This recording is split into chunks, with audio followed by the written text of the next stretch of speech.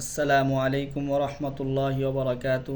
সম্মানিত দিনী ভাই বোনেরা, আজকে আমরা কোরআন শিখি সহজে এর 4 নাম্বার ক্লাস মাথা দেখে যুক্ত অবস্থায় আরবি হরফ চিনিয়ে এর দ্বিতীয় এবং শেষ পর্ব করব।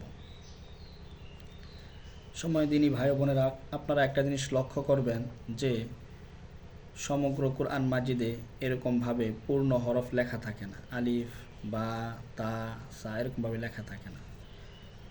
কিছু জায়গায় এরকমভাবে পূর্ণ হরফ লেখা থাকে, তবে বেশিরভাগ জায়গায় এরকমভাবে যুক্ত অবস্থায় হরফগুলো লেখা থাকে। যেমন আলিফ পূর্ণ অবস্থায় লেখা আছে, কিন্তু লাম এগুলো যুক্ত অবস্থায় লেখা আছে। এই র পূর্ণ অবস্থায় লেখা আছে, বা পূর্ণ অবস্থায় লেখা আছে, আলিফ পূর্ণ অবস্থায় লেখা আছে, কিন্তু এখান থেকে আবার যুক্ত অবস্থায় আছে। এই যুক্ত অবস্থায় হরফগুলো চেনার যদি আপনি চিনতে চান, তাহলে এই মাথাগুলো আপনাকে চিনতে হবে। তো চলুন আর দেরি না করে আমরা ক্লাসটা শুরু করি। দেখেন, হার মাথা, এই হার মাথায় নক্তা নাই, তাহলে হা হবে। হার মাথার উপরে এক নক্তা হলে খ হবে। হার মাথার নিচে এক নক্তা হলে জিম হবে। তো হার মাথা চিনলে আপনি এই 3টা হরফ আপনার শেখা হয়ে যাবে। আইনের মাথা দেখতে এরকম। আইনের মাথায় নক্তা নাই, আইন, এই যে আইন। আইনের মাথার উপরে এক নক্তা হলে গইন। লামের মাথা দেখতে এরকম। লামের মাথায় টান নাই, লামের মাথায় টান হলে কাফ। গুলহা, এটা হলো হা আর এটা হলো গুলহা দেখতে এরকম হয়। তারপর হলো মিম।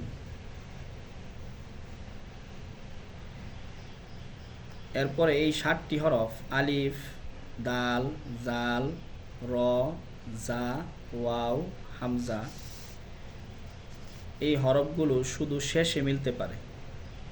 এগুলো শুরুর দিক দিয়ে মিলতে পারে না, মাঝখানেও মিলতে পারে না, শুধু শেষের দিকে এই 7টা হরফ মিলতে পারে।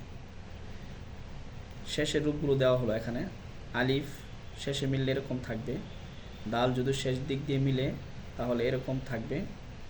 জাল যদি শেষ দিক দিয়ে যুক্ত হয় তাহলে এরকম থাকবে। র শেষ দিক দিয়ে যুক্ত হলে এরকম দেখা যাবে। জা শেষ দিক দিয়ে যুক্ত হলে এরকম দেখা যাবে। ওয়াও শেষ দিক দিয়ে যুক্ত হলে এরকম দেখা যাবে। হামজা শেষ দিক দিয়ে যুক্ত হলে এরকম দেখা যাবে। তো সম্মানিত দিনী ভাই বোনেরা, আপনারা সবাই এই ক্লাসটা গুরুত্ব সহকারে করবেন। 5 মিনিট সময় আপনার এই রমজানের মধ্যে দিবেন কোরআন শেখার জন্য। তাহলে যারা আপনারা বাংলা পারেন, সহজেই কোরআনটাকে আপনারা আয়ত্ত করতে পারবেন, এটা আমি বলতে পারি ইনশাআল্লাহ। আর এই দাওয়াতটা আপনাদের বন্ধু বান্ধবের কাছেও পৌঁছাবেন। আপনার মাধ্যমে যদি একটা মানুষও কোরআনের হরফগুলো শেখার চেষ্টা করে, একটা সূরা শিখে, দোয়া শিখে, তাহলে এর ভাগিদার আপনি যখন মৃত্যুবরণ করবেন তখন বুঝতে পারবেন।